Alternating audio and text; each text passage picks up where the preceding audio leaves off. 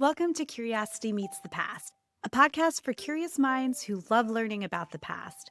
I'm Dr. Smitty Nathan, and I'm an archaeologist and your host. In this episode, I'm speaking with Dr. Adam Netzer-Zimmer, a biomedical anthropologist with a background in bioarchaeology. I met Adam years ago when we were both getting trained in public anthropology. Since then, I've known him as someone who is deeply conscientious of what it means to care for and study human remains. In our conversation, we discuss his work in Iceland and how he navigates the ethics of stewarding human remains that are in complex and sometimes surprising situations.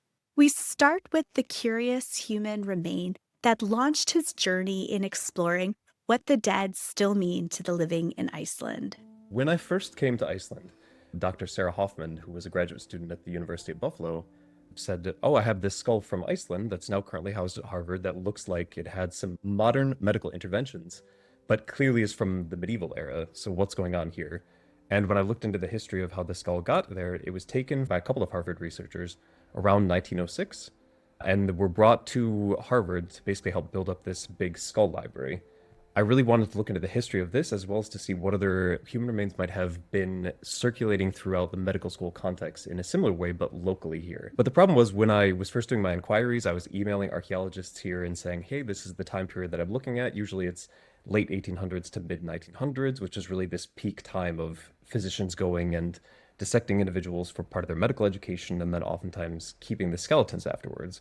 But when I was doing these inquiries, a lot of the archaeologists here were telling me like, well, why are you coming here to study that? Like everybody that comes here is looking at Viking remains or Viking bones or like stuff related to the medieval sagas, which are what people tend to think about automatically about Iceland. That's precisely why I want to come here, is because it seems like this question isn't really being asked about much more recent human remains. And even when I got here, I first went to the National Museum and did some inquiries about whether they had anything in their collection that they knew was either given to them or donated maybe by a retiring physician, stuff like this. And at the time, they only had two examples. There was a large wooden box from a Dr. Henrik Linnet that had been donated to them. And inside of this box were the remains of multiple individuals. There were, if I remember correctly, something like 2 children around the time of birth, not complete individuals, but various bones from them, as well as a couple of bones from adults.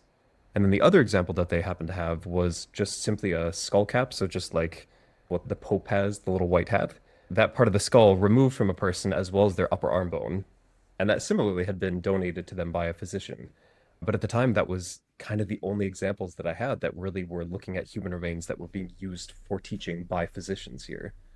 And then it just so happened that my colleague, Dr. Joe Walser, who I'm now working on this upcoming grant with, he ended up saying, like, I think that there's actually a lot more human remains here that just are not considered part of the archaeological record because they've never been written about, they were never excavated, but they do have them that they're even still today using to teach the medical students. So then I ended up going to the medical school, contacted them about this, was able to get a tour of the medical lab, and it turns out that they did in fact have at least 1,800 individual human skeletal remains. But even when I came here and I ended up asking questions about this, I got a lot of, why are these of any interest to someone who's an archaeologist? What I was told was these are the bones of foreigners. They don't have anything to do with Icelandic history. That particular quote really informed me of like, oh, okay, so here's why no one talks about the fact that there are all these human remains here, is because they're just not thought of as being part of what actually makes up the history of the island. And so that's what this new project is about, is trying to really reintegrate them into that story and say, like, even if these individuals may not have ever lived here, they may not have passed away here in Iceland, their bodies still are helping to teach modern medical students and specialists within various fields, and so they are still contributing to Icelandic society even in death. That's fascinating. Thank you so much for sharing that. And I'm curious, can you tell us a bit more about how these bodies got to Iceland? So for my dissertation research, I really was delving into all of those oral histories, all of the few written records that I could find, things like physician memoirs, and it seems like this particular collection, the Leikningar collection, was initially comprised of individuals who just happened to pass away from natural causes. And then for whatever reason, the practicing physician at the time thought like, oh, this person would make for a really great teaching subject for my handful of medical students that I have. So people that died from tuberculosis, from other communicable diseases, stuff like that. But then later on, when you start to see Iceland getting more integrated into a global market, you actually start to see them entering this like mass consumerism of human remains. So initially it was opportunistic dissections and autopsies that they would then keep an arm or a leg that had like a special pathology that they thought might be useful. During the Spanish influenza epidemic, it was frequently people who died of that that also had some kind of social stigma attached to them. Later on, we start to see them actually starting to purchase the bodies of individuals from Germany, from Charity Hospital. The United States ended up essentially invading Iceland with Mm. some cooperation and occupying for quite a while to prevent the Germans from taking over. Then you see this immediate cease of importing any remains from Germany. And later on, you start seeing the acquisition of remains that are coming probably from more American-based companies. And so it seems like Iceland was on the receiving end. They weren't necessarily going out and doing this active collecting of bodies, but when they transitioned into the global market, then they start receiving the benefits of what these other colonial nations have done to go out and get bodies. So, as you've been doing this work, what has surprised you the most about how people have talked about the dead? When I first moved here, I'd only been here for about 6 months. This is after I had looked at some of the remains at the museum, but didn't really know much about the Leichner of the collection. My landlord at the time was a former physician, and he ended up hearing about what I was interested in. We had many conversations about what my work was. And so then just one afternoon, he ended up coming downstairs. It was a basement apartment. He went, by the way, I've had a skull that I've had ever since I was a medical student back in like the 60s. I don't know what to do with it. It's just been sitting on a shelf. In the US, we oftentimes think about like documentation protocols and all this other stuff. And of course, Iceland has that. But there does seem to be this hidden category of human remains that are sort of traded around. So I ended up telling my landlord, like, I'm more than happy to talk with the medical school and see if maybe there's a place that we can put them with the rest of the collection. And so that's what we ended up deciding to do.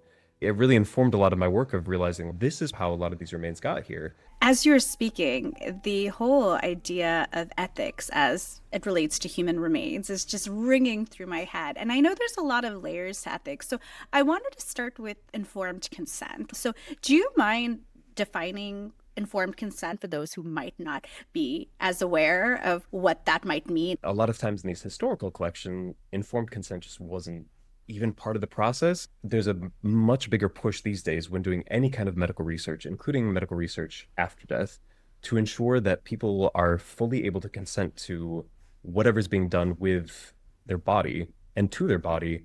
And if we're talking about using remains for research, is really outlining what does this mean. Boston University's medical program also has a body donation program. They have things like memorial services where the families are invited after the students have done medical dissections to actually get to know the students and who's been working on their loved ones' bodies, as well as for the students to realize when you're working with a living patient or even with a deceased patient, that it's also not just them, that there's an entire community of people that are connected to this person, that it's this cause and effect that is so much bigger than what we, I think, previously used to think about. Thank you for sharing that, because both you and I come from educational backgrounds, especially in North America, that has a legacy of mistreating human remains, and that's putting it mildly. Yeah. So when we're thinking about ethics now, this term called index of care. And Yeah. do you mind sharing a bit more about that and how that's shaping your work? The index of care is essentially this framework to understand when we're looking at and documenting human remains, what are the specific things that we can be looking at that allow for this greater understanding of this individual as being part of a larger culture. And it's expanding the framework of looking at the remains as not just kind of the story of one fracture or the stories from trauma or the stories from disease, but also looking at it in the greater societal context of saying, how is this all intersecting with these other social factors of whether this person got care? Ultimately, they did die. Did they die as a result of that particular injury or that particular disease? And if so, what can that disease tell us about like how long this person would have survived? What does that tell us about those aspects of keeping them alive? And ultimately, why was that care pulled back so the person did pass away? So this particular framework of understanding and looking and documenting human remains was brought into the project by my colleague, Dr. Joe Walser.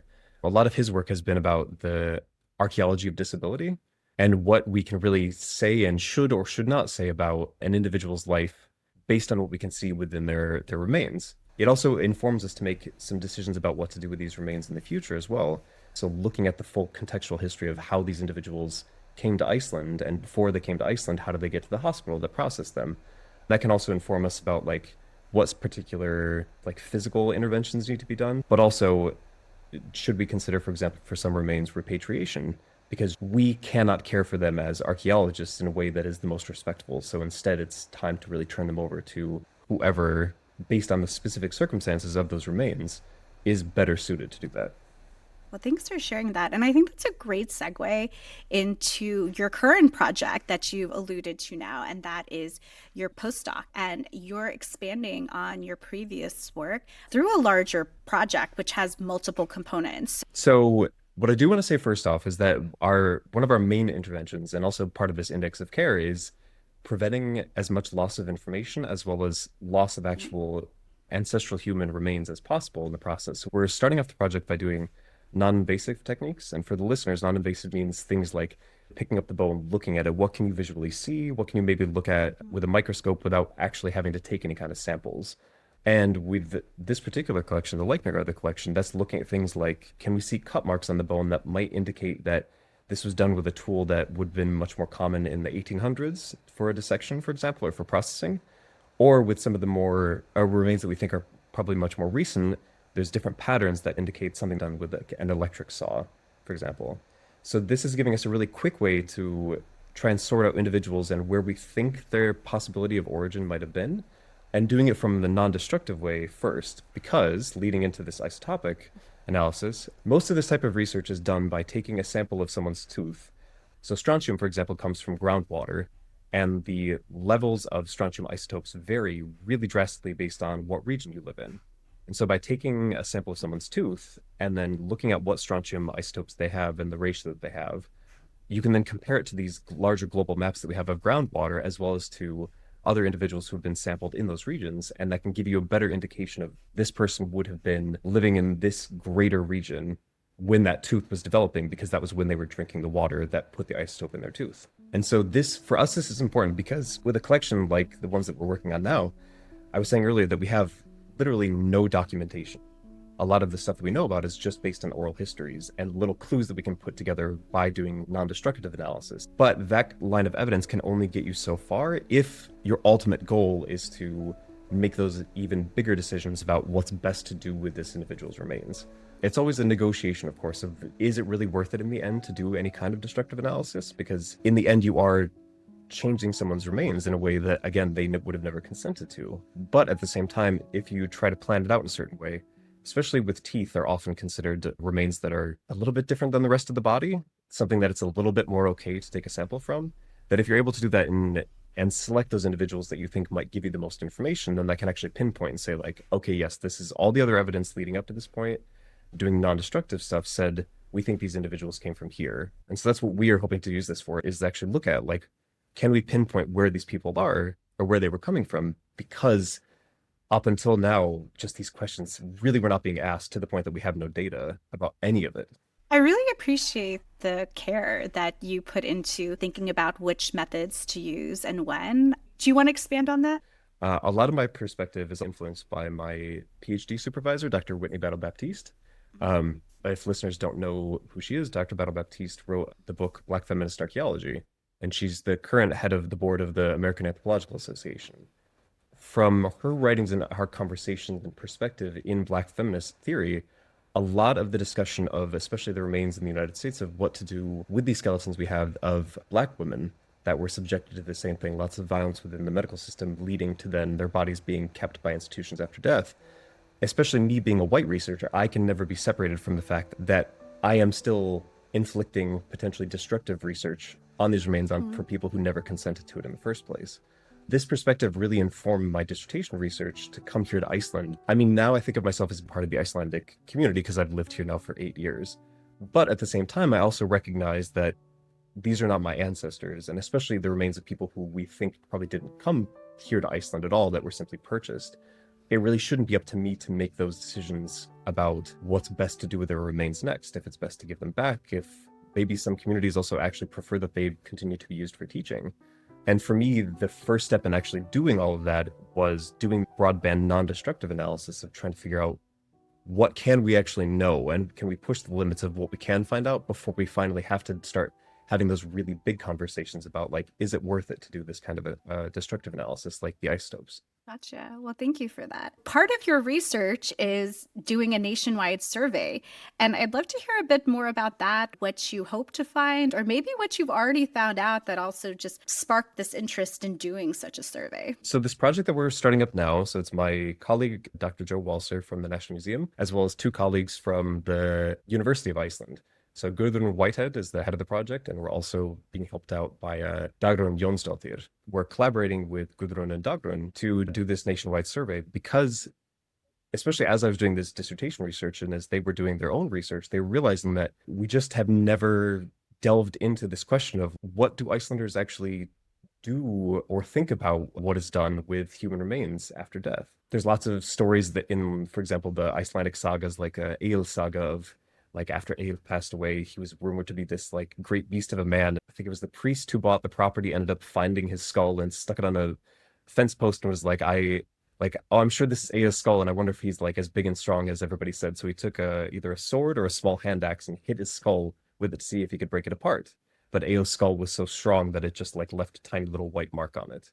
We have all these little anecdotes and like doing some like literature reading from the 1800s. There's tons of ghost stories about people being dissected at the medical school and why their spirit still haunts it. There's more modern novels, like one that's called Jar City in English, which is supposedly getting a remake in New Orleans, actually. It was an Icelandic mystery novel, but it's about this very collection that we're working with, this collection of human remains, especially preserved ones, why people are making the decisions that they are making, as well as we've never just simply asked Icelanders, do you think what we're doing right now is best, or do you think that there's maybe a better approach that we, especially as like museum professionals, as anthropologists, can do that is actually more respectful of how we are excavating remains or displaying remains?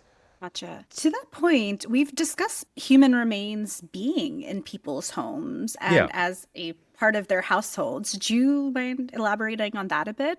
this actually happens much more commonly than I would have realized before. I've been teaching human osteology, and the last time that I taught it, we ended up talking to our students about everything that we do and what our questions are and everything. And several of them actually ended up coming in with remains that their families had had and said, like, oh, this skull we've just happened to have like on our fireplace for 4 generations, and like we think it's our great grandfather's skull. And of course, you tell other Icelanders here, and many of them are like, what the hell? I've never heard of anybody doing this. I think that was part of the impetus for us wanting to ask this question, is that we never would have imagined so many of our students being like, hey, by the way, here's a skull that like we've kept in our house. What do you think is going on here? I'm sure you're going to have even more interesting conversations as the survey goes on. And you're also going to launch a large scale public outreach effort. Yeah. So, what is that going to look like, or what are you envisioning for that?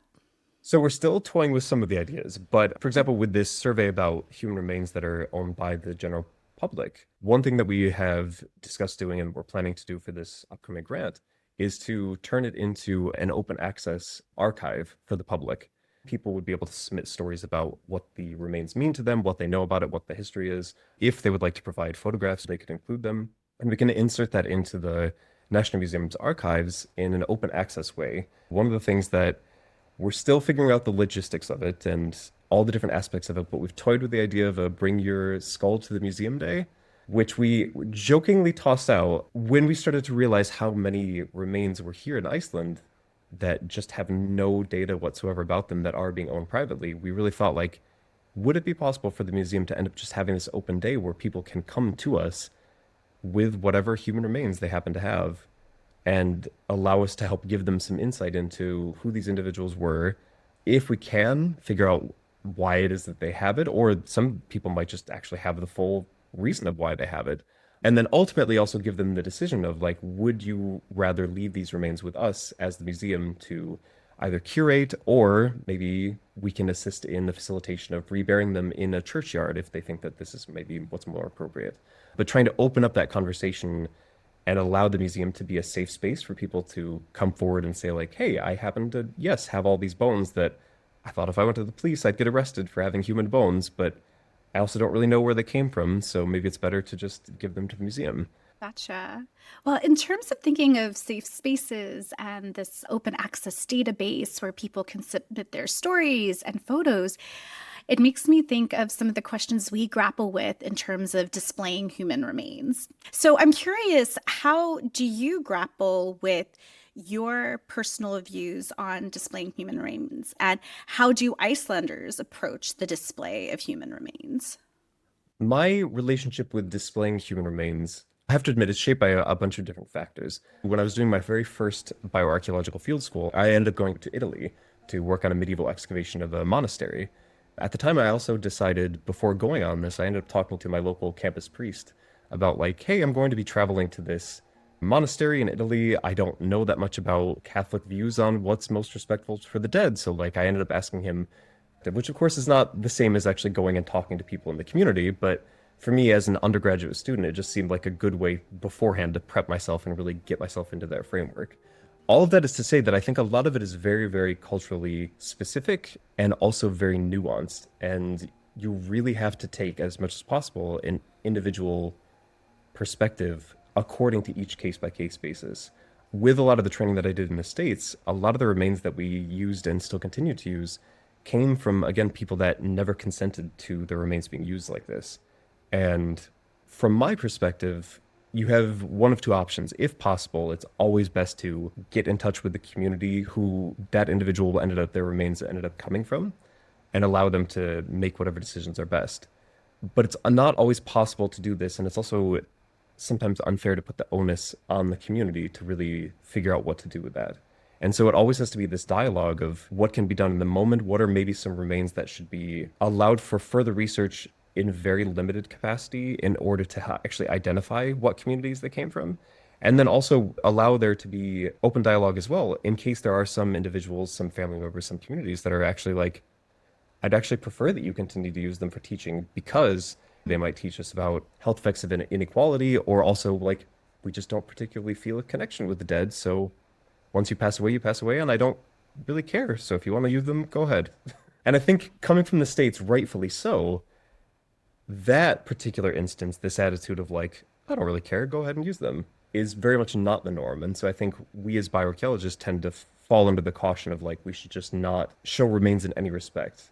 And so with this particular survey, we're trying to really make it as open-minded as possible to not problematize a non-issue, but also to allow people to take this idea of what do you think should happen with your remains after you die in whatever direction they think is best, and to try to not have us like guide the conversation from the perspective that we have of like, maybe we shouldn't. That's fair. Yeah, we always come in with our own biases and perspectives. And when you're working in a different place from maybe where you grew up or where you were trained, it's really important to be aware of those Yeah. biases. So, after everything you've seen so far, and I know your research is still ongoing, what do you think Iceland's relationship with the dead can teach us about care and memory and responsibility more broadly? That's a really good question. One thing that I would say, and this comes across as very, very cliche if you are in Icelandic studies at all. You've heard it a thousand times, but Iceland's relationship with its past is extremely different. When a lot of Icelanders talk about the past, you sometimes don't know whether they're talking about like 5 years ago or like 700 years ago. Because the way that a lot of, especially saga heroes, are talked about, it's just like they almost describe them as if it's somebody that you kind of know or that you grew up with. And I think as a part of that, it doesn't necessarily extend to human remains, but we'll maybe see that after the survey. But I think that there is this kind of focus on preserving this particular heritage of your relationship with people, despite the fact that they have passed on. So, like I mentioned, the story of Egil, and Egil is considered like the saga hero of all of Iceland. And the idea that just some local parish priest is going to go dig up his skull and then it's like, oh, I'm going to try and break it in half. It's this weird juxtaposition of like, oh, it's a saga hero, so you would assume that it's the remains of somebody that you like really want to revere and maybe like in the Catholic sense preserve in a reliquary. In this version of the story, it's like, I just want to see if he actually was like as thick boned as everybody said, and so tried to break it in half. The way that it was written, at least, doesn't seem to have been done in a disrespectful way. It was just like I think Aelid himself would have kind of been curious about what his bones would have been like. And so I think there's this really different relationship with the dead in terms of still continuing to think of them as playing an active role in society. But there is still this really intense focus on landscape and heritage and named people still existing within the landscape, especially on the farms in the countryside, that it can teach us to still engage with the dead, whether that means intangibly or tangibly with their actual remains, or just maybe by continuing to tell their stories long after they're gone, and not in a long forgotten kind of aspect, but in a like, yeah, this person had this effect on the landscape. This is why it looks the way it does now. And so they're still playing a role in the landscape by having shaped it in this way. One of the biggest takeaways from this conversation is that human remains just don't tell stories about the past. They continue to shape how we learn, teach, and connect with one another in the present. If you'd like to learn more about Adam's work, you can visit his website or follow him on TikTok. You'll find those links in the show notes, along with a link to a full transcript of this episode. And if you're curious to dive deeper, Adam shares book recommendations based on some of the things we talked about in a Patreon exclusive video. Our Patreon is free to join, and it gives you access to all of our bonus content. If you'd like to support the podcast monetarily, that's of course appreciated too. Thanks so much for listening and cultivating your curiosity with us. We'll see you soon.